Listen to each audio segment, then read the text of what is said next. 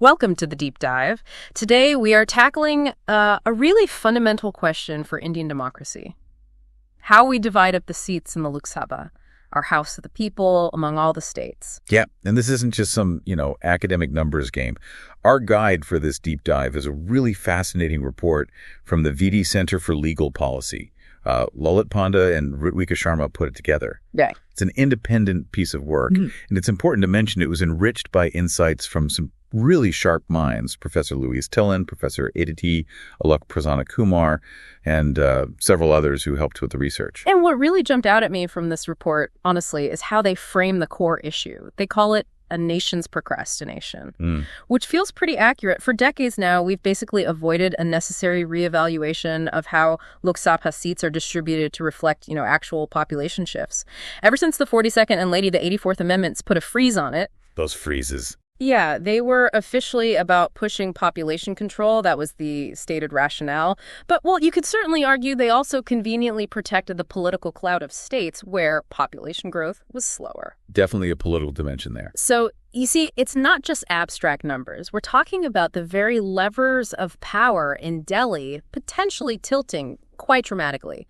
This affects everything: resource allocation, national policy priorities, you name it. Absolutely. And as the report points out, this is a problem that, two generations have essentially sidestepped, kicked down the road. And now it's landed in our lap. Pretty much. And just to be clear for everyone listening, what we're focusing on today is specifically apportionment. That's the allocation of parliamentary seats between the different states. Right, not delimitation. Exactly. We won't be getting deep into delimitation today, which is the whole separate, complex issue of redrawing the actual constituency boundaries within each state. Boundary drawing is significant, no doubt, but the history and politics around allocating seats between states make it particularly tricky. Precisely. And right at the heart of this whole discussion is a really fundamental tension, isn't it? It is. The Constitution, in its spirit, aims for equality in the value of our votes. Ideally, that means Lok Sabha seats should be handed out to each state, basically in proportion to its population. Simple principle, complex reality. Exactly. But because of those freezes we mentioned, we currently deviate quite significantly from that ideal. And the result is that a vote in a state with a smaller population effectively carries more weight, more punch, than a vote in a much more populous state. So it's like some votes get a megaphone while others are whispering? Yeah, that's a good way to put it, even though everyone should, in theory, have an equal say. And the sheer scale of the potential political shakeup here is, it's quite something if we were to strictly go by population-based allocation right now. The report gives some stark examples. Using population projections for 2026, and assuming the total number of Lok Sabha seats stays the same at 543, Kerala, Tamil Nadu, and what used to be undivided Andhra Pradesh, they're projected to lose around 8 seats each. Wow, 8 seats. That's significant. It is. And at the same time, states like Uttar Pradesh and Bihar could gain 11 and 10 seats, respectively. Okay, that is a massive rebalancing of political power we're talking about. That's huge. And this kind of significant shift in numbers, it naturally leads to discussions around regional power dynamics. Yeah. Often you hear it framed as a north-south divide. Right, that framing comes up a lot. But the report wisely cautions against maybe oversimplifying things with just that label. It really emphasizes that this isn't just about a tug of war between specific regions. No, it's broader. It's about making sure every single state has fair representation, regardless of what the current political map looks like. Precisely. Because at its core, we're looking at a clash of fundamental values here. Yeah. On one side, you have the ideal of political equality, that one person, one vote idea we were just talking about. Yeah. Uh-huh. And on the other side, there are very real, very important concerns about Indian federalism, which, as we'll explore a bit more, is already facing various pressures. And it's interesting, a lot of the public discussion tends to focus on things like, population control metrics or how revenue is shared between states. Yeah, those are the common talking points. But this deep dive, based on the VD report, is intentionally trying to center the conversation on a more fundamental principle: political equality itself. That's the goal, to get back to basics, in a way. Okay, so let's really try and unpack this idea of political equality. The report makes a strong case, and I think it's right, that it's more than just this simple slogan, one person, one vote. Right, it goes deeper. It also includes the idea of fair representation for different groups within society. And in the Indian context, states are a really key example of those significant groups. Then we're going to delve into the specific context of the Indian parliament and our federal structure, looking at the original constitutional vision and, well, how things have evolved or maybe haven't evolved over time. And finally, we'll explore some of the different paths India could take. What are the options for the future of seat allocation? What kind of constitutional reforms might be on the table? So it's quite a journey. It is. So for you listening, think of this as a guided exploration of a really critical debate, one that will undoubtedly shape India's political future. Okay, so let's start by digging a bit deeper into this concept of political equality. As the report points out, when we talk about political equality, we often immediately jump to one person, one vote. It's the default understanding. It is, and understandably so. It's a cornerstone of how we think about fair elections. In theory, every single individual's vote should carry the same weight. Full stop. Right. The basic idea that your vote shouldn't count for less just because you happen to live in a state or even a constituency with a larger population. Exactly. If one constituency has way more voters than another, then each individual vote in that larger one naturally has less impact on the outcome. The report uses the term malapportionment to describe this kind of imbalance. Malapportionment, okay. But what's really fascinating here is that while one person, one vote might seem super straightforward, the report challenges us to think about its limitations. Is just having numerically equal voting power the complete picture of political equality? Good question. It highlights that political decisions don't just happen in a vacuum, right? They're influenced by a much broader set of factors than just the raw count of votes cast. That makes perfect sense. I mean, even if every single person has one vote, technically, if you're part of a group, maybe a regional group or an ideological one that consistently finds itself outvoted on issues that are really crucial to you, does your vote truly feel equal in its effect? Probably not. Exactly. And this brings us to a crucial point about the role of groups in democratic politics. The report argues that the electoral power of a voter isn't just diluted by the sheer number of other voters. It can also be affected by who those other voters are and what their political preferences might be. Okay, so how does that play out? Well, the way we draw constituency boundaries, for instance, delimitation, and even how we allocate seats between states' apportionment, can unintentionally, or sometimes even intentionally, give an advantage to certain groups over others. Like that classic example they use in the report, the hypothetical sun party versus the rain party. Precisely. By simply redrawing the lines, even with the exact same total number of voters in each constituency, you can completely flip the likely winners of the election. That's gerrymandering 101. Right. And while we usually think about gerrymandering when it comes to drawing lines within a state, the report makes a really compelling argument that the same kind of principle, the same logic, applies to how we allocate seats between states. Interesting. So extend that logic. If we agree that ensuring fair representation for different groups, maybe linguistic groups, religious groups, ideological groups, is a part of political equality when we're drawing internal constituency lines, then maybe we should also consider the fair representation of states as distinct political communities with their own collective interests in the national parliament. Okay, I see where you're going. So even if every individual vote technically has the same numerical weight, if the overall distribution of seats across the country consistently disadvantages certain states or entire regions, maybe based on their political leanings or their unique concerns, are we really achieving political equality at a broader national level? That's the core question the report pushes us towards. It suggests we need to find a balance. We can't just toss out the ideal of equality in individual voting power. That's fundamental. Of course not. But we also have to acknowledge the importance of making sure that different significant interests within society and states are a very, very significant way those interests get expressed in India, have a fair shot at being represented and having their concerns heard. So political equality, from this perspective, isn't just about counting individual votes one by one. Right. It's also about safeguarding against the potential for one group or one region effectively dominating another, consistently overriding their interests. Which loops us right back to that core tension we flagged at the start, Yes. The ideal of political equality versus the practical concerns around federalism. Exactly. Because strictly allocating seats based purely on population numbers could lead to a situation where the voices of states with smaller populations are just consistently drowned out by those from the more populous ones. And that could potentially undermine the fundamental idea of India as a union of states, perhaps not entirely equal in population, but maybe deserving of some baseline level of equal standing or voice. That's the worry. And what's interesting here is how the official reasons often given for delaying this reapportionment, linking it to population control efforts or the sharing of revenue between states. While those are definitely important issues in their own right, they don't fully grapple with this core dilemma of political equality versus federal balance. The report rightly questions the logic of essentially penalizing states for, say, their success in population control by reducing their political representation. Seems backwards, doesn't it? It does feel a bit perverse, yeah. And while ensuring fairness in how money is distributed, fiscal federalism is absolutely crucial, the report argues it's a separate, though clearly related, issue from ensuring fair political representation. Rethinking our understanding of political equality might be the more fundamental task that needs to come first.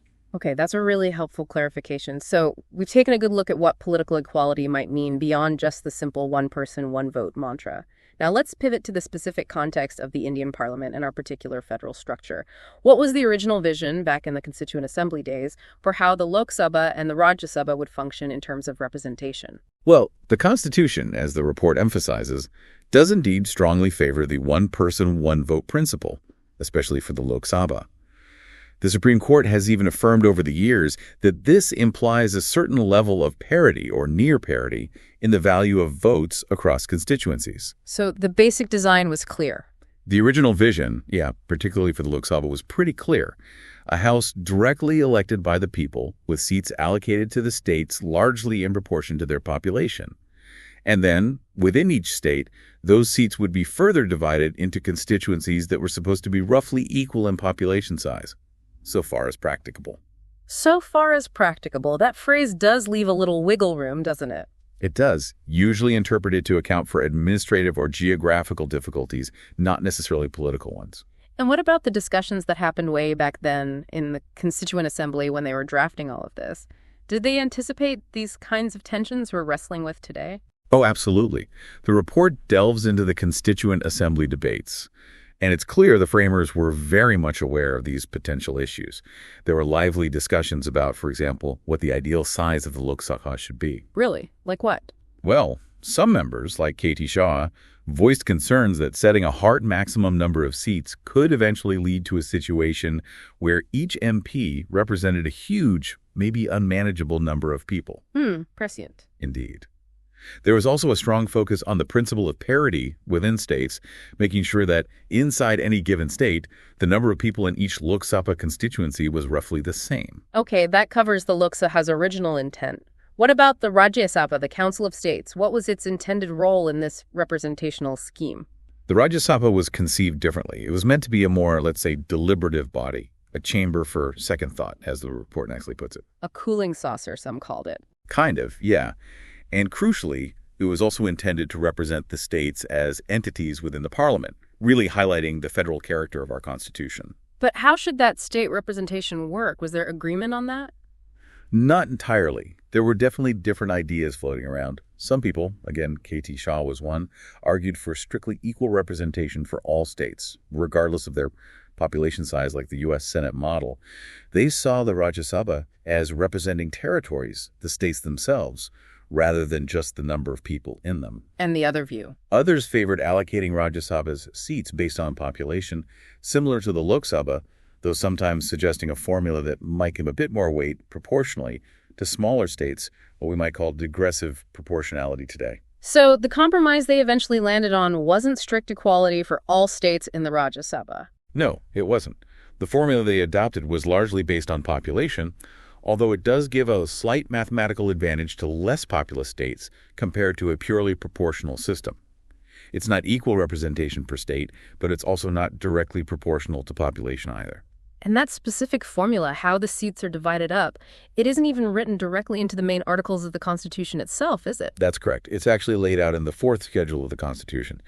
And importantly, unlike the Lok Sabha, members of the Rajya Sabha are elected indirectly by the elected members of the state legislative assemblies, the MLAs. Right. The report also flags a significant change that happened much later, which affects the Rajya Sabha's character. That was the removal in 2003 of the requirement that Rajya Sabha candidates had to actually be residents domiciled in the state they were seeking to represent. Ah, yes, the domicile rule change. That was controversial. It was. And the Supreme Court upheld that change, arguing that the Rajya Sabha isn't necessarily meant to be a champion of purely local or state-specific interests, but more of a general revising chamber for legislation. Which, if you think about it, does potentially weaken the direct link between a Rajya Sabha member and the specific concerns or interests of the state that they are, at least nominally, supposed to represent. It arguably does, yes. It shifts the character somewhat. Okay, so we have the initial constitutional design, Lok Sabha representing people proportionally, Rajya Sabha representing states, though not equally. How did we get from that starting point to the current situation with these long-term freezes on seat allocation? Right. The report traces this history very carefully. It looks at the evolution of our delimitation requirements. Initially, the Constitution mandated that after every census, there should be a readjustment, a reallocation of Lok Sabha seats between states to reflect population changes, and also a redrawing of boundaries within states. Delimitation commissions were set up periodically to do exactly that. So it was meant to be a regular process. A regular, almost automatic process tied to the census. But things took a sharp turn in 1976 with the 42nd Amendment during the emergency. This is the first big freeze we mentioned earlier. The 1976 freeze. Yeah. It essentially put a stop to both the allocation of seats between states and the redrawing of constituency boundaries, delimitation, based on population figures, pushing any such exercise off until after the census figures for the year 2001 became available. And the official reason given for that freeze back in 76 was related to family planning, right?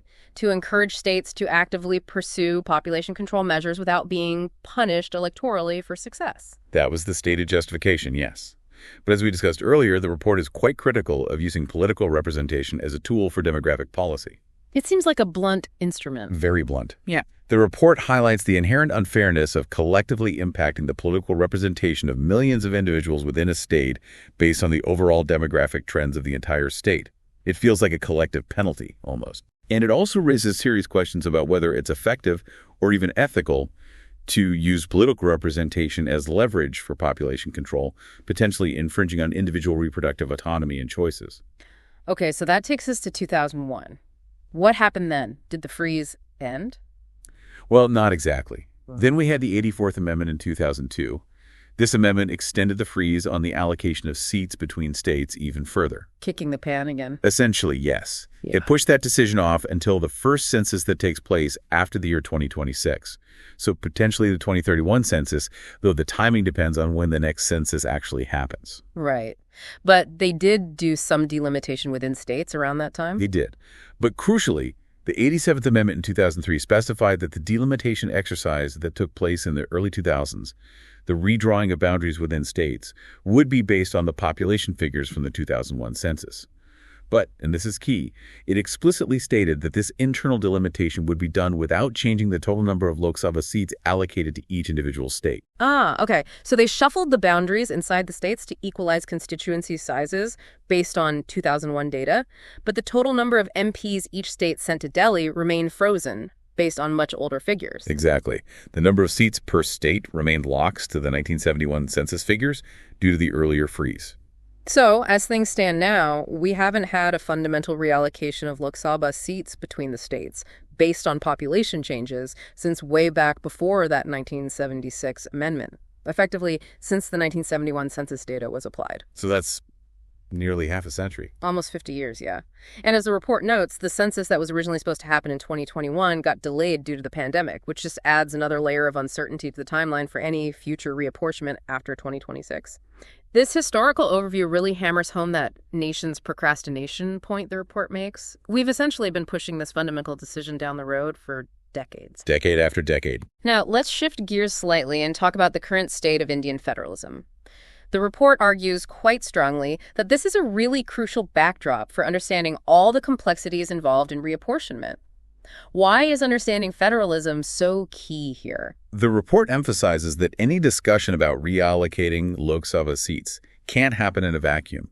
You absolutely need to understand the existing balance of power, or maybe sometimes the imbalance of power between the central government and the states, and even the dynamics among the states themselves. And Indian federalism has always had a bit of a centralizing tendency, hasn't it? It has, right from its inception, shaped partly by the context of partition. There's always been a somewhat centralized leaning, with significant powers residing with the Union government. This was seen as necessary to ensure national unity and to counter any potential fiscal tendencies, any forces that might pull the country apart. And you see that reflected in the Constitution itself, right? Like the extensive Union list in the 7th schedule detailing the center's exclusive legislative powers. Exactly. And also in things like the Union government's power under Article 3 to alter the boundaries of states, reorganize them, even create new ones sometimes, controversially, even without the explicit consent of the concerned state legislature. The report highlights the creation of Telangana as a relatively recent example of this process. Right. And the report points out how this centralized nature can sometimes lead to a certain fragility, perhaps, in the relationship between the federal government and the states. The abrogation of Article 370 concerning the special status of Jammu and Kashmir is cited as a prime example. How so? Well, it demonstrated how the Union government, even with legal and constitutional processes being followed, could significantly alter the status and rights of a state, arguably without needing broad political consensus beyond its own parliamentary majority. The report suggests that while the Supreme Court ultimately upheld the abrogation, the whole episode highlighted the relatively limited institutional checks on the power of a Union government that commands a strong majority in Parliament. And this centralization isn't just about the vertical relationship, the Union versus the states. It also impacts the horizontal dynamics between the states themselves, doesn't it? Oh, absolutely. Issues like how resources are allocated, especially financial resources, are a constant source of discussion and sometimes tension. Think about the recommendations of the Finance Commission or the design and funding of centrally sponsored schemes. Yeah, the formulas used there often spark debate. They do. Yeah. Because they inevitably create different outcomes for states with different economic profiles, different levels of development, and crucially for our discussion, different rates of population growth. So you get states that have perhaps been more successful economically or in controlling population growth, sometimes feeling like they're being maybe penalized or not getting their fair share when financial resources are distributed based on formulas that heavily weigh population or backwardness indicators. That's a common sentiment in some states, yes. And conversely, states that are less developed might feel that national policies and funding mechanisms don't adequately address their specific needs or historical disadvantages.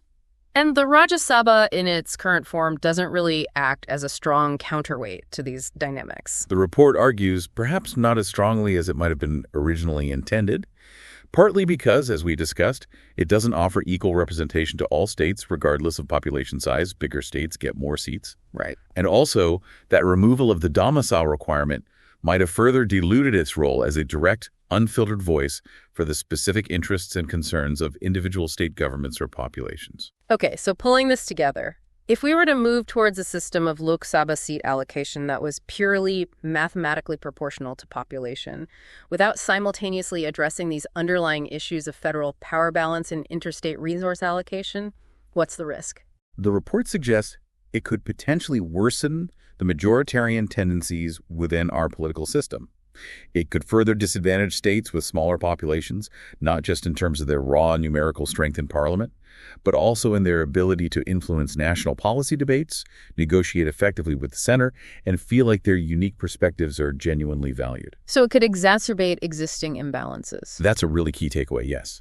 The report cautions that a purely population-based reapportionment, if implemented crudely, could unintentionally amplify existing power imbalances.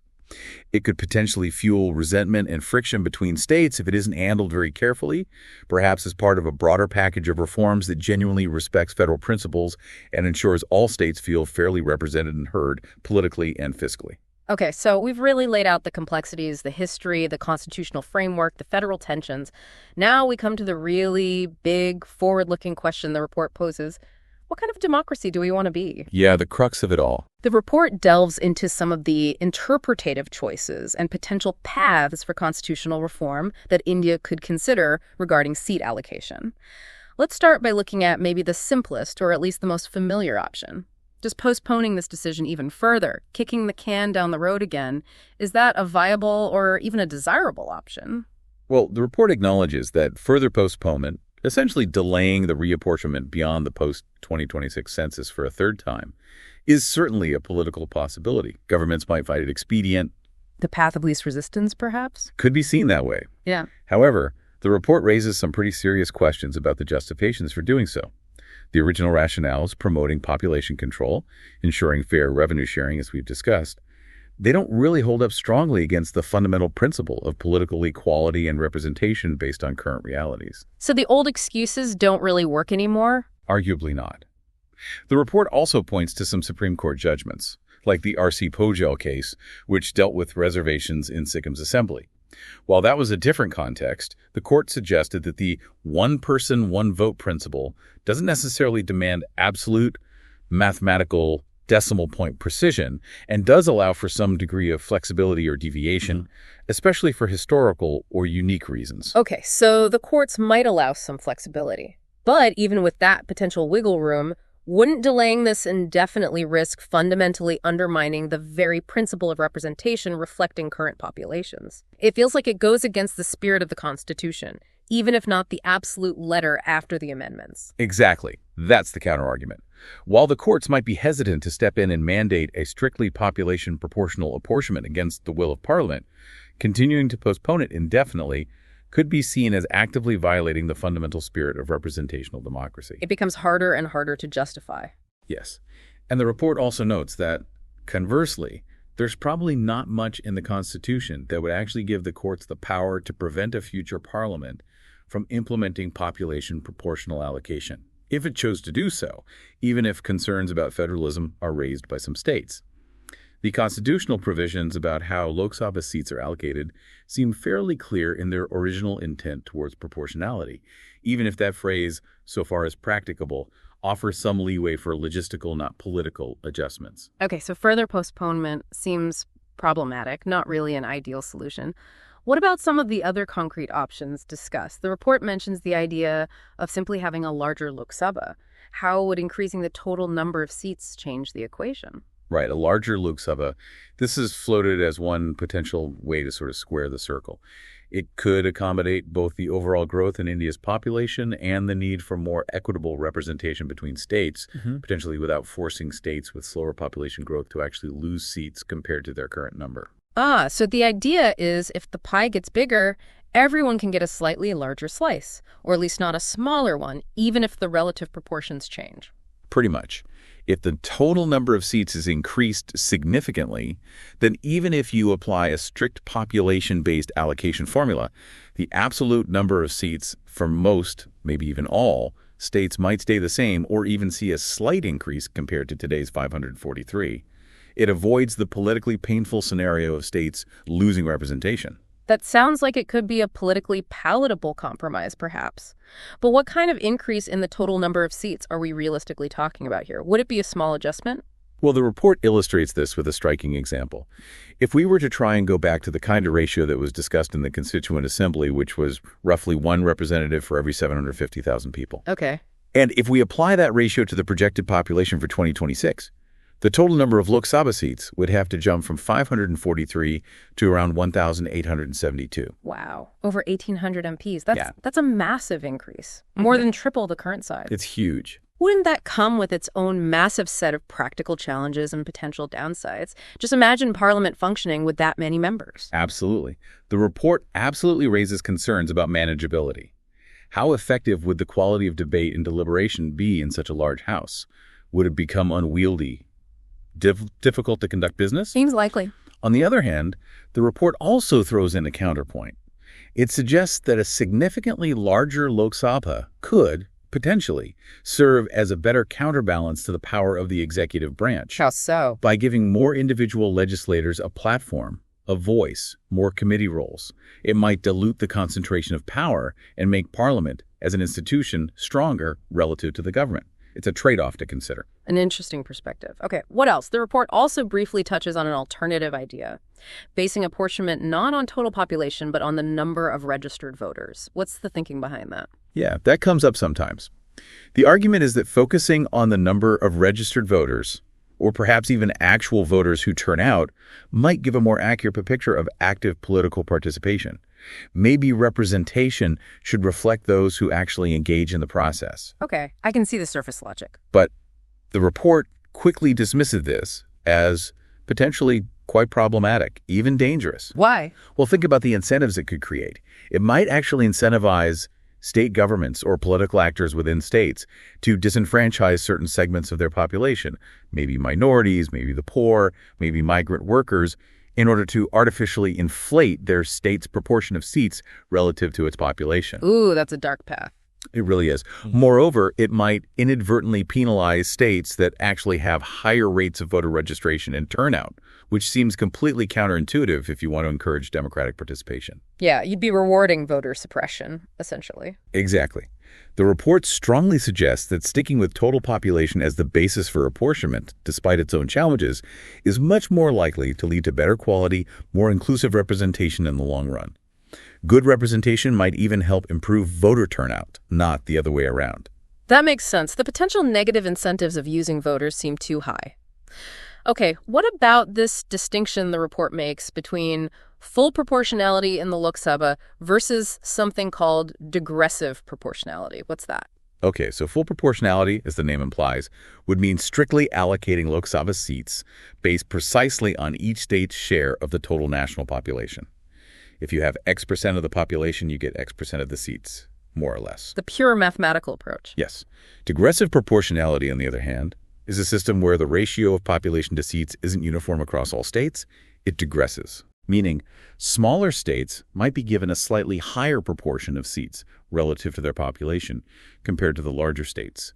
So a vote in a smaller state might still count for slightly more than a vote in a larger state, but the difference would be less extreme than it is now, and it would follow a clear, principled formula rather than being based on historical accident or freezes. Okay, so digressive proportionality is an attempt to find a sort of middle ground, to consciously balance the ideal of one person, one vote, with the need to ensure that smaller states aren't completely overwhelmed and still have a meaningful voice in the national legislature. Exactly. It's a way to acknowledge the federal concerns of smaller states about being politically swamped, while still broadly adhering to the principle of representation being linked to population. Many countries use variations of this. Interesting. And the report suggests this idea could apply elsewhere, too. Yes, it also mentions the possibility of applying these principles, either digressive proportionality or even moving closer towards equalization to the Rajya Sabha. Ah, reforming the Rajya Sabha's composition. Potentially, yes. This could involve revising the fourth schedule to give states more equal, or at least less unequal, representation in the upper house, regardless of their population size. This would arguably help it better fulfill its originally intended role as a chamber, truly representing the distinct interests of the states as federal units. Making it more like the U.S. Senate model, or closer to it? Perhaps moving in that direction, yes. Okay, and finally, the report touches on the idea of balanced fiscal powers. How does the money aspect connect back to the issue of seat allocation? Right, fiscal federalism again. The report emphasizes that while how financial resources are divided between the union government and the states is technically a separate issue from political representation, the two are deeply intertwined politically. How so? Ensuring a fairer, or at least a more mutually acceptable, distribution of financial resources could potentially help to alleviate some of the anxieties that less populous, but perhaps more economically prosperous states might have about losing political clout if Lok Sabha's seat allocation shifts significantly based on population. So, if those states feel they're getting a fair deal financially, they might be more willing to accept a reapportionment of political power based purely on population numbers. That's the idea. It could act as a kind of compensatory mechanism, or at least reduce the feeling that they are losing out on all fronts simultaneously. Addressing fiscal concerns could make political reform more palatable. It really feels like, having gone through all this, there are genuinely no easy answers here. Just a very complex web of interconnected issues, constitutional principles, political realities, historical legacies, federal dynamics, fiscal arrangements. Absolutely, it's a tangle. And potential trade-offs everywhere you look. Whatever path is chosen will involve prioritizing some values over others. That's inevitable. And the report concludes by essentially reiterating that central tension we've been exploring throughout this conversation. The tension between the democratic ideal of strict electoral equality, one person, one vote, and the very real practical and federal considerations that make a purely population-based apportionment so politically complicated and potentially disruptive in India. And it reminds us that political equality itself might be interpreted more broadly than just the numerical value of a single vote. Exactly. It could also encompass ensuring fair representation for significant groups, like the states in our federal system, and providing safeguards against the potential for domination of smaller entities by larger ones. And it brings us right back full circle to the historical context of those constitutional freezes, the reasons given for them, how the requirements for delimitation have evolved, or rather stalled, in India. We've essentially reached a point where a major reapportionment is constitutionally mandated to be considered after 2026. The can can't really be kicked down the road indefinitely without potentially amending the Constitution again. Right. The decisions made in the coming years will have really significant and lasting consequences for the future shape of both Indian democracy and our federal structure. It's a critical juncture. The report also underlines, again, the inherent fragility, or at least the ongoing tensions within Indian federalism, and how this issue of seat allocation is deeply intertwined with center-state relations, and even with the dynamics between the states themselves. Yeah, the power is granted to the union government, the evolving role, or perhaps perceived weakening, of the Rajya Sabha as a protector of state interests. All these factors contribute to the complexity and the high stakes of this debate. So as we wrap up this deep dive, it's abundantly clear that there are no simple fixes, no magic bullets waiting to be discovered. The path forward will inevitably require making some significant interpretative choices about what constitutional principles we prioritize, and it may well involve further constitutional reforms. This is likely. We've looked at a whole range of possibilities today, drawing from the VT report, from, just continuing to postpone the decision, maybe increasing the size of the Lok Sabha dramatically, perhaps basing apportionment on the number of voters, which seems problematic, exploring ideas like digressive proportionality in either or both houses of parliament, and thinking about the crucial link to balanced fiscal powers between the center and states. And that brings us really to our final thought for you, our listener, to take away from all this. Given all these different layers and complexities we've unpacked today, based on this VT Center report in our discussion, what do you personally think is the most crucial element that should be prioritized when India considers the future of parliamentary representation? Is it achieving that strict mathematical electoral equality, the pure one person, one vote ideal above all else? Or is it more important to ensure a fair regional balance, protecting the voice of smaller states within the federal structure, even if it means some deviation from pure proportionality? Or perhaps there's something else entirely, another principle or value that you feel is paramount. What kind of democracy, ultimately, do you believe best reflects the incredibly diverse needs, aspirations, and realities of India as a nation? We really encourage you to take some time to reflect on these fundamental questions. Maybe explore further how other large, diverse federal democracies around the world handle these exact same tensions between political equality and federal representation. There's a lot to think about.